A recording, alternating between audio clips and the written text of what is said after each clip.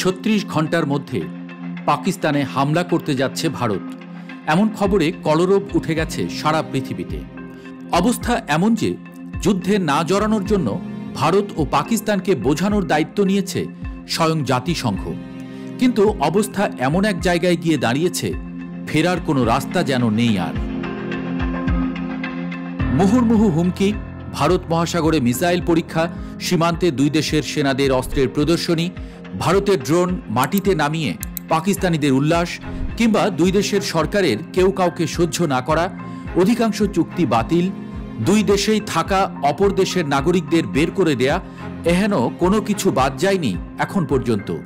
দেশ দুটির মধ্যে এমন যুদ্ধ পরিস্থিতি এর আগে কখনোই আসেনি। এবার যেন থ মেরে গেছে পুরো উপমহাদেশ। যে কোনো সময় মহাযুদ্ধের ঘণ্টা বাজল বলে। বিশ্বের নানা প্রান্তে যুদ্ধ ও পাক ভারতের এই যুদ্ধ পরিস্থিতির জন্য সারা বিশ্ব যখন চিন্তায়, তখন বাংলাদেশকে যুদ্ধের জন্য প্রস্তুতি রাখার উপর গুরুত্ব আরোপ করলেন বাংলাদেশের অন্তর্বর্তী সরকারের প্রধান উপদেষ্টা ডক্টর ইউনূস। তিনি বলেছেন, আমরা এমন এক বিশ্বে বাস করি যেখানে যুদ্ধের প্রস্তুতি না রাখাটা আত্মঘাতী। বুধবার ঢাকায় বিমান বাহিনীর বার্ষিক মহড়া অনুষ্ঠানে এসব কথা বলেন তিনি। ডক্টর মোহাম্মদ ইউনূস বলেন, আমি যুদ্ধবিরোধী মানুষ। পৃথিবীতে যুদ্ধ হোক এটা আমরা কামনা করি না। যুদ্ধ প্রস্তুতি অনেক সময় যুদ্ধের দিকে নিয়ে যায়, কাজেই যুদ্ধ প্রস্তুতি নিয়েও একটা ঘোরতর আপত্তি।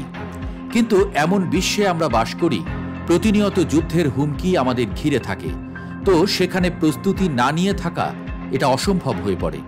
কাজেই এই পরিস্থিতির মধ্যে যুদ্ধের প্রস্তুতি না নেওয়াটা আত্মঘাতী।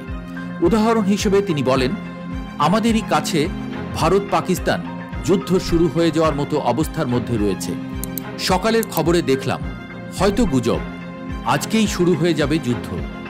তিনি আরও বলেন, প্রস্তুতি নিতে হলে আধা আধি প্রস্তুতির কোনো জায়গা নেই। এটা এমন এক পরিস্থিতি, জয়ই একমাত্র অপশন, পরাজয় এখানে কোনো অপশন হতে পারে না। কাজেই আমাদের প্রস্তুতি কত উচ্চ পর্যায়ে নিতে পারি তার চেষ্টা থাকতেই হবে। দেশের স্বাধীনতা সার্বভৌমত্ব রক্ষার জন্য যুগোপযোগী বিমান বাহিনী গড়ে তুলতে সরকারের প্রচেষ্টা অব্যাহত থাকবে বলেও জানান তিনি। বিমান বাহিনীর মহড়া দেখে খুবই ভালো লেগেছে উল্লেখ করে তিনি বলেন, এতে আমাদের সাহস বাড়ে। শুধু যুদ্ধের সাহস না, আমাদেরই ছেলেমেয়েরা এমন দুর্দান্তভাবে প্রস্তুতি নিতে পারে, কঠিন সমস্যার মোকাবেলা করতে পারে, এটা দেখে বুক ভরে যায়।